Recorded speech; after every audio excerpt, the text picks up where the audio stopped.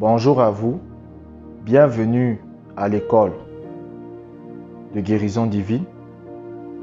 Et aujourd'hui, nous allons d'abord lire Actes, chapitre 6, verset 8. Actes, chapitre 6, verset 8. Étienne, plein de grâce et de puissance, faisait des prodiges et de grands miracles parmi le peuple. Regardez ce que la Bible dit. La Bible dit Étienne, plein de grâce et de puissance, faisait de grands miracles. Donc, les miracles qu'il faisait, les guérisons et les miracles que Étienne faisait, c'était à cause de quoi? La puissance. La Bible vous dit qu'il était plein de puissance. Donc ça veut dire qu'il y a des chrétiens qui peuvent être vides de puissance. Parce que si on vous dit que quelqu'un est plein, ça veut dire qu'il y a une mesure. Vous comprenez? Si on vous dit Étienne plein de puissance, ça veut dire qu'il y a des chrétiens qui sont vides de puissance.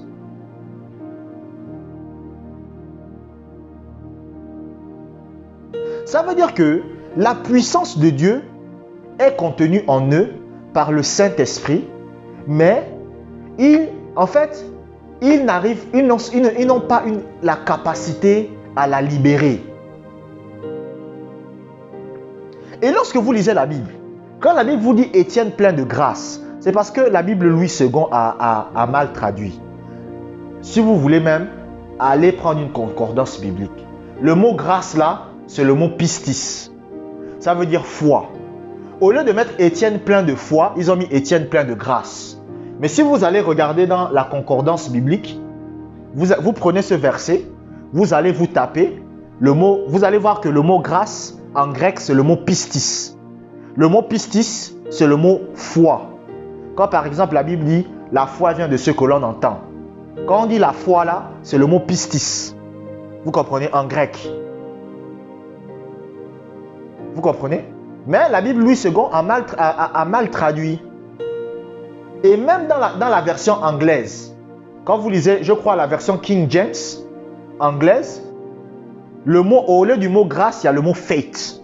Donc la foi. Si je me rappelle bien. Vous comprenez? Donc, en réalité, ce n'est pas Étienne plein de grâce, mais Étienne plein de foi et plein de puissance. Mais écoutez, ça, ce sont les deux éléments essentiels pour la guérison. La foi et la puissance. La foi et la puissance. Les deux, l'un a besoin de l'autre. Écoutez, c'est comme un enfant. Pour qu'un enfant puisse naître, et tout le monde le sait, il faut un homme et une femme. Deux femmes ne peuvent pas faire un enfant. C'est pas possible. Deux femmes ne peuvent pas se mettre ensemble et elles font un enfant. Deux hommes aussi ne peuvent pas se mettre ensemble et ils font un enfant. Il faut une femme, il faut un homme pour faire un enfant. Est-ce que vous comprenez? C'est la même chose que le miracle et la guérison. Quelqu'un qui veut obtenir un miracle, qui veut obtenir une guérison de Dieu, il faut en même temps la foi et il faut la puissance. Vous n'allez jamais voir une femme qui a un enfant seul. Sauf la Vierge Marie, par la grâce de Dieu, qui a été enceinte par la vertu du Saint-Esprit. Bon, voilà. Il n'y a que elle. Il n'y a que elle.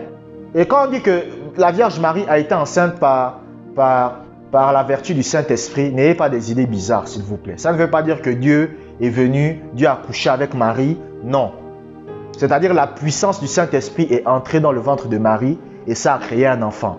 Ça a créé le corps de l'enfant. Voilà. Donc Dieu n'est pas venu, il a couché avec Marie. Parce que c'est ce que les gens pensent souvent. Voilà, vous comprenez?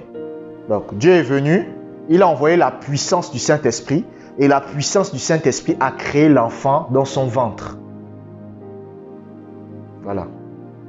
C'est comme ça. C'est comme ça.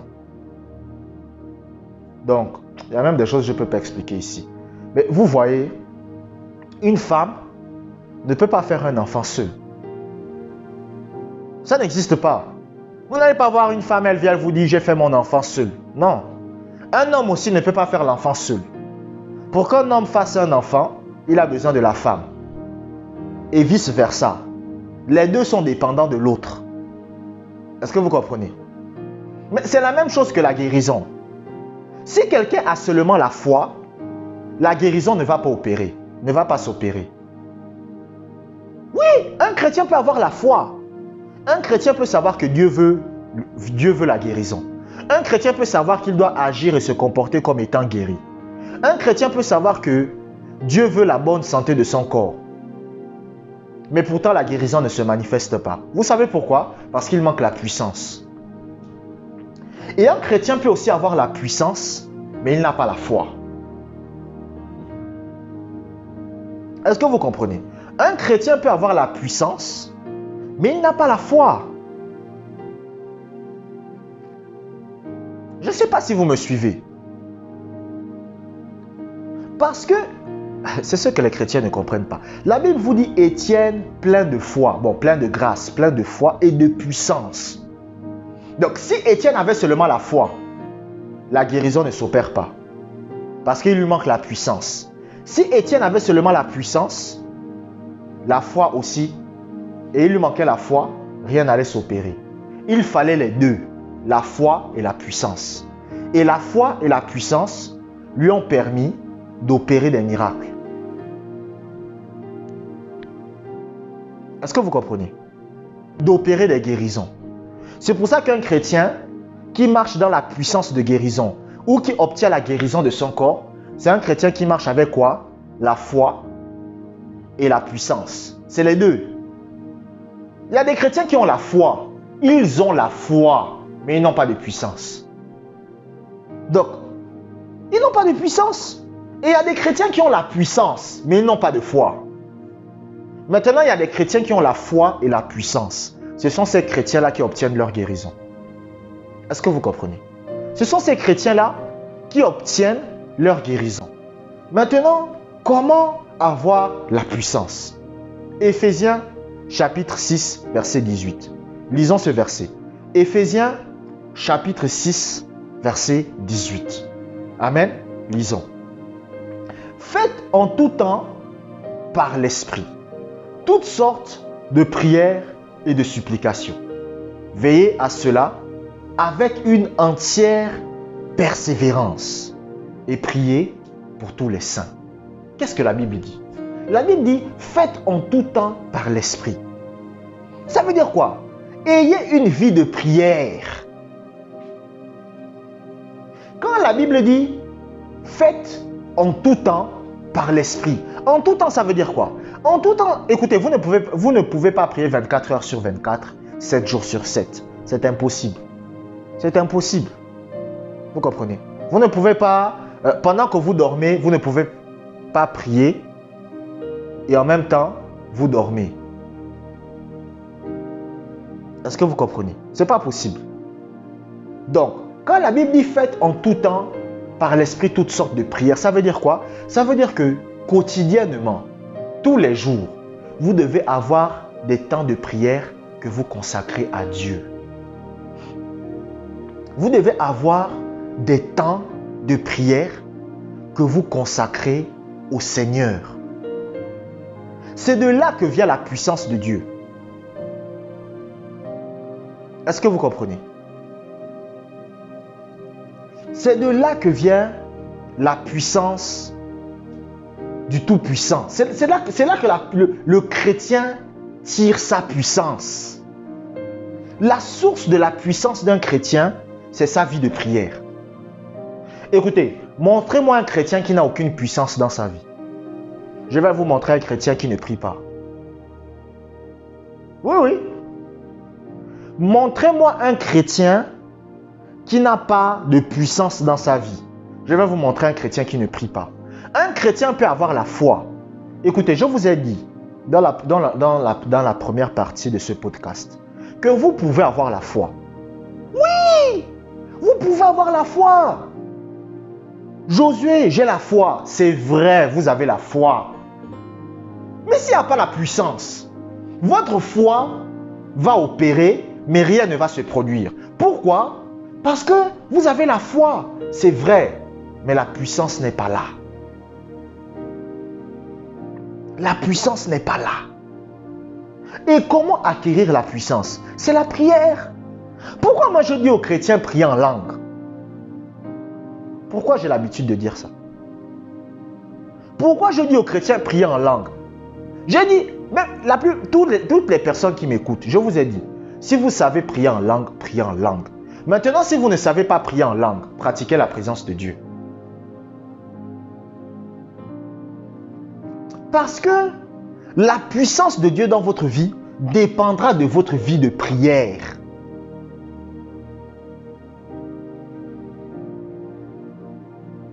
Ça dépendra de votre vie de prière.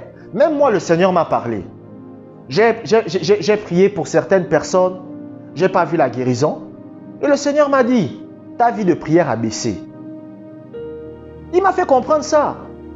Il m'a dit, augmente. Il m'a dit, si tu veux voir des plus grands miracles, si tu veux voir des guérisons incroyables, tu dois augmenter le temps que tu passes dans la prière.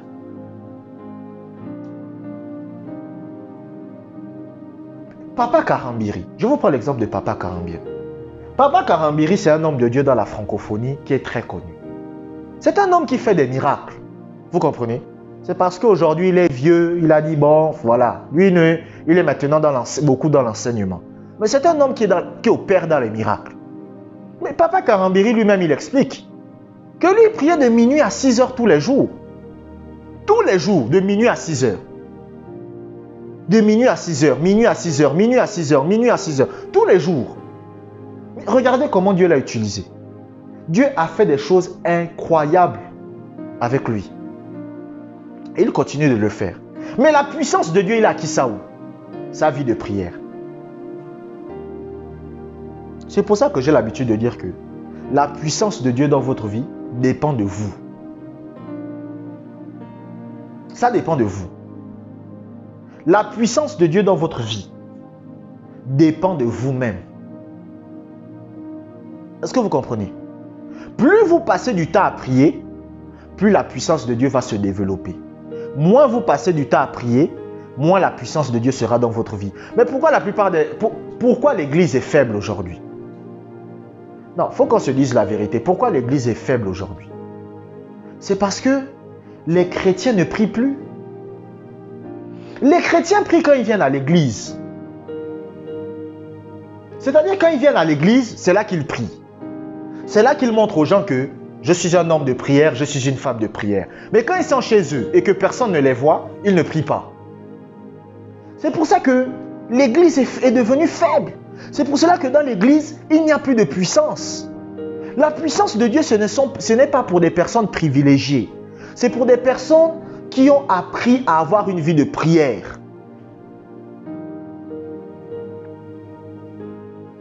Je me rappelle, il y avait une grand-mère à moi, elle m'avait contacté. Elle avait dit, Josué, ça ne va pas, j'ai des articulations, je suis bloqué au lit. Je suis bloqué au lit. Ma mère m'a dit, prie pour elle maintenant. Là. J'ai dit, au nom de Jésus, tu es guérie maintenant. Pouf, elle a été guérie. Mais qu'est-ce qui a fait en sorte qu'elle est guérie? Parce que je passais du temps à prier en langue. Je passais du temps à prier en langue. Je priais en langue. Il y a des jours là où j'ai fait 6 heures de temps à prier en langue. 6 heures de temps. Il y a un sorcier, il m'emmerdait. J'ai dit, toi tu es un membre de la famille, mais tu pratiques la sorcellerie, tu m'emmerdes, tu vas mourir. Le mois qui a suivi, il était en train de mourir. Après, on m'a dit que vraiment, ne fais pas les choses comme ça, il faut laisser. J'ai laissé. Parce que j'étais... En fait, le fait que j'ai passé 6 heures de temps tous les jours à prier. Vous comprenez? Bon, après, j'ai arrêté ça, malheureusement. Mais je sentais la puissance grimper en moi. Vous comprenez? J'étais là, je priais en langue. Je me levais à 8 heures. jusqu'à 16h, 17h, je prie en langue. Je me repose peut-être 1 heure entre 14 et 15h. Je prie en langue encore. Et la puissance de Dieu était dans ma vie. Après, j'ai arrêté un peu. Mais là, je vais recommencer ça. Vous comprenez? Donc, pourquoi? Parce que la puissance de Dieu viendra de votre vie de prière. Abonnez-vous pour des prochaines vidéos. Que la grâce du Seigneur soit avec vous.